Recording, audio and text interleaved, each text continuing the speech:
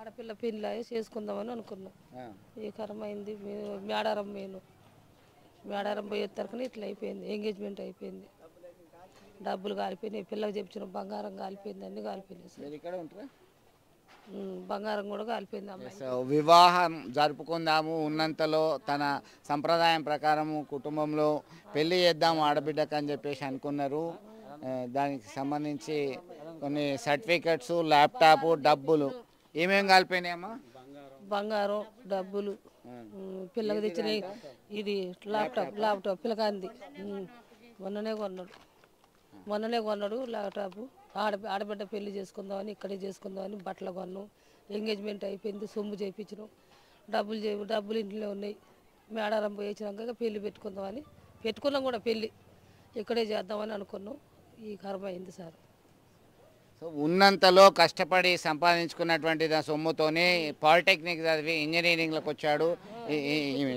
ఇంజనీరింగ్కి వచ్చిన తర్వాత ఈయన ల్యాప్టాప్ తీసుకున్నాడు. చిన్న చిత్క పనులు చేస్తున్నారు. అలాగే ఇక్కడ వాళ్ళ బిడ్డ పెళ్ళి కుదిరింది. ఆ వివాహంకి సంబంధించి డబ్బులు సమకూర్చుకున్నారు. దానిలో బంగారము, బట్టలు అన్నీ ఒకటి తర్వాత ఒకటి తీసుకొస్తున్నటువంటి పరిస్థితి. దీనిలో ఒక్కసారిగా ఈ అగ్ని ప్రమాదం చోటు చేసుకొని మొత్తం బుగ్గిపాలు కావడంతో దిక్కుతోచిన స్థితిలో ఉంది.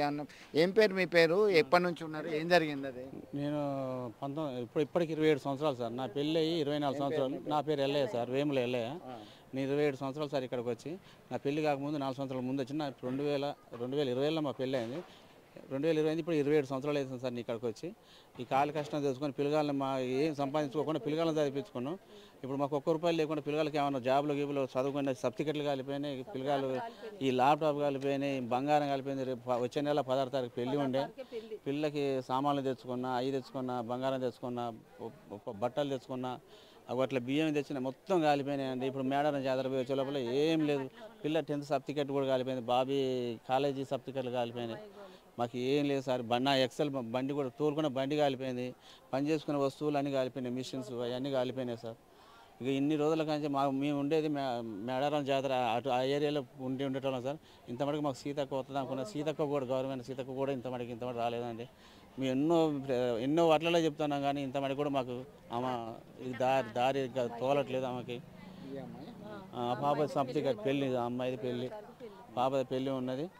ఇక వచ్చే నెల 16వ తారీఖు ఉన్నది. అవన్నీ ఉన్నాయి, లేని అన్నీ కాలిపోయినాయండి. పట్టుబట్టలు అవన్నీ కాలిపోయినాయి. మాకు ఆర్థిక సాయం ఎవరన్నా అందించాలా. ఇక ప్రభుత్వం కూడా మాకు ఇంత మటుకు ఏమీ ఆశించలేదు. వాళ్ళొకరు వీళ్ళొకరు గారు ఒక రేకు వాడొక రేకు వాళ్ళొక రేకులు ఇస్తే అడుకొచ్చి వేసుకుంటాను. మళ్ళీ తడిగలు కట్టుకుంటే మళ్ళీ ఎట్టన్నా పరిస్థితి బాగుండదని, మళ్ళీ ఈ పరిస్థితి రావద్దని వాళ్ళొకరు వీళ్ళొకరు రేకులు ఇస్తే కట్టుకుంటాను. ప్రభుత్వం అడిగైతే ఇప్పటికైతే ఏం సాయం చేయలేదండి. బయట పండుకుందంటే చెత్త బయట వేసిన చెత్త కూడా తీసుకోపోవట్లేదండి ఎవరు.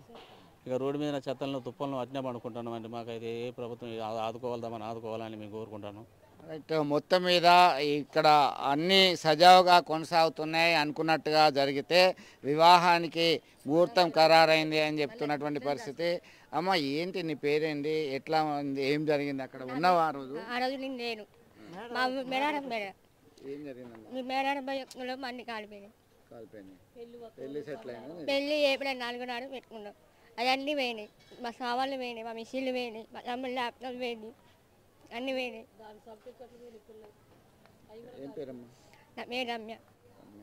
ఎల్లయ్య కుటుంబాన్ని చూస్తే గుండె తరుక్కుపోయేలా ఉంది. ఎందుకంటే అన్నీ సిద్ధం చేసుకున్నారు, సర్వం సిద్ధం చేసుకున్నారు. అనుకోని రూపంలో విశ్వరూపం చూపించాడు. అగ్ని ప్రమాదం చోటు చేసుకుంది. దీనిలో చదువుతున్నటువంటి విద్యార్థి, ఇంజనీరింగ్ విద్యార్థి ల్యాప్టాప్ దగ్ధమైంది, డబ్బులు దగ్ధమయ్యాయి, బట్టలు, బంగారం అన్నీ దగ్ధమైపోయాయి. దిక్కుతోచిన స్థితిలో ఉంది. మమ్మల్ని ప్రభుత్వం ఆదుకోవాలి. ఇప్పుడు పని కూడా వెళ్ళట్లేని పరిస్థితి. పని పోతేనే ఆ పని చేయడానికి మిషనరీలు ఉన్నాయి. డ్రిల్లింగ్ మిషన్ కానీ, ఆ మెషిన్ కానీ, బట్టలు కుట్టే మిషన్ కానీ, ఇవన్నీ దానికి సంబంధించినటువంటి డ్రిల్లింగ్ చేస్తుంటారు వీళ్ళు. కన్స్ట్రక్షన్ ఫీల్డ్లో కావచ్చు, ఇతరత్ర కాలువ పని కావచ్చు, ఏ పని అయినా సరే మట్టి పని మొత్తం చేయడానికి వీళ్ళు సిద్ధంగా ఉన్నారు. గత 30 సంవత్సరాల నుంచి ఇదే పని వాళ్ళకు వచ్చింది. దానికి ఉపయోగపరమైనటువంటి పరికరాలు దగ్ధం కావడము ఇదంతా చూస్తూ ఉంటే ఈ కుటుంబాలన్నీ కూడా దాదాపు 30 కుటుంబాలంటే 200లకు పైగా ఈ సభ్యులందరూ కూడా వీళ్ళ ఇబ్బంది పడుతున్నారు, నానా యాతన పడుతున్నారు. ఇప్పటికైనా ప్రభుత్వం స్పందించి మమ్మల్ని ఆదుకోవాలని చెప్పేసి విజ్ఞప్తి చేస్తున్నటువంటి పరిస్థితి. వీడియో జర్నలిస్ట్ సుమంత్తో కలిసి చంద్రశేఖర్, RTV, కరీంనగర్ ఆదర్శ్ నగర్ నుంచి.